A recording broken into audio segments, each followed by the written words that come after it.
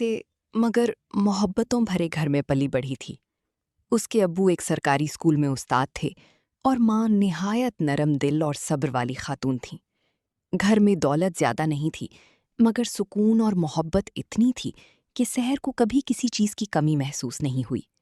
सहर जब छोटी थी तो उसे रात में अंधेरे से बहुत डर लगता था।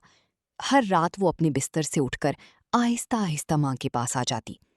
उसकी माँ नींद में भी फौरन पहचान लेती कि उनकी बेटी आ गई है। वो मुस्कुराकर उसे अपने साथ लिटा लेती और उसके बालों में हाथ फेरते हुए कहती, मेरी बेटी डरेगी तो फिर बहादुर कौन बनेगा?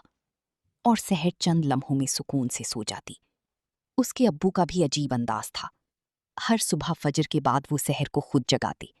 सर्दियों की यख ठंडी सुबहों में जब सहर लिहाफ से बाहर निकलने से इनकार करती तो अब्बू हंसकर कहते, चलो मेरी शहजादी, सूरज भी निकल आया है, अब अगर तुम न उठी तो वो वापस चला जाएगा।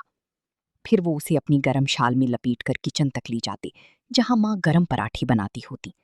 तीनों मिलकर नाश्ता करती, हंसती, बातें करती और वो छोटा सा घर जन्नत लगता। वक्त गुजरता गया, सहर बड़ी होती गई, मगर उसके वालिदैन की मोहब्बत कभी कम न हुई। जब वो कॉलेज जाने लगी तो उसकी माँ रोज दरवाजे तक छोड़ने आती। गर्मी हो या सर्दी, वो हमेशा आवाज देती, बेटा पानी की बोतल रख ली, दुपट्टा ठीक से ओढ़ लो।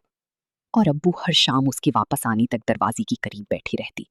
जैसे ही सहर गली में दाखिल होती, उनके चेहरे पर इत्मीनान आ जाता। एक बार सहर बहुत बीमार हो गई। तेज बुखार था और कई रातें वो सो न सकी।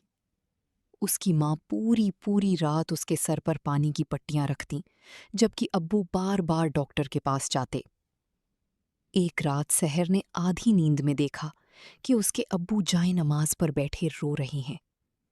वो दुआ मांग रहे थे, या अल्लाह मेरी जिंदगी ले ले, मगर मेरी बेटी को तकलीफ न देना। सहर ने पहली बार महसूस किया कि वालिदैन सिर्फ मोहब्बत नहीं करते, वो अपनी औलाद के लिए अंदर ही अंदर टूट भी जाते हैं। फिर जिंदगी ने अचानक करवट बदली।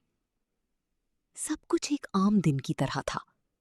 माँ हस्बे मामूल किचन में थी, अब्बू अखबार पढ़ रहे थे, सहर यूनिवर्सिटी जाने की तैयारी कर रही थी। किसी ने नहीं सोचा था कि यही दिन उनकी खुशियों को हमेशा के लिए बदल देगा। उस दिन सहर के अब्बू को अचानक दिल का दौरा पड़ा। घर में कयामत सा मंजर था। सहर बार बार अब्बू का हाथ पकड़कर कह रही थी, अब्बू आंखें खोली ना, देखिए मैं यहां हूं। लेकिन उनकी आंखें दोबारा ना खुल सकी। वो दिन सहर की जिंदगी का पहला दिन था जब उसे लगा कि उसके सर से साया उठ गया है। अभी वो इस सदमे से पूरी तरह संभली भी ना थी कि चंद माह बाद उसकी माँ भी शदीद बीमार रहने लगी। वो हर वक्त खामोश रहती। सहर समझती थी कि माँ मजबूत है, मगर हकीकत में वो अंदर से टूट चुकी थी। एक रात माँ ने सहर को अपने पास बुलाया, उसका चेहरा हाथों में लिया और धीरे से बोली, बेटा, माँ बाप हमेशा साथ नहीं रहते, मगर उनकी दुआएं रहती हैं। कभी नमाज ना छोड़ना और खुद को कभी अकेला ना समझना। सहर रोती हुई माँ से लिपट गई। कुछ दिन बाद उसकी माँ भी दुनिया से चली गई। उस दिन के बाद सहर का घर वही था, दीवारें वही थीं, कमरे वही थे, मगर सब कुछ खाली खाली लगता था। अब न फजर में कोई उसे प्यार से जगाता था, न कोई उसके लिए पराठे बनाता था, न दरवाजे पर कोई इंतजार करता था। सहर अक्सर रात को अपने वालिदैन के कमरे में जाकर बैठ जाती। कभी माँ की चादर को सीने से लगा लेती, कभी अब्बू का चश्मा हाथ में पकड़कर रोती रहती। वो दिल ही दिल में सोचती, काश एक बार फिर अब्बू मुझे शहजादी कह दें, काश एक बार फिर माँ मेरे बालों में हाथ फेर दें।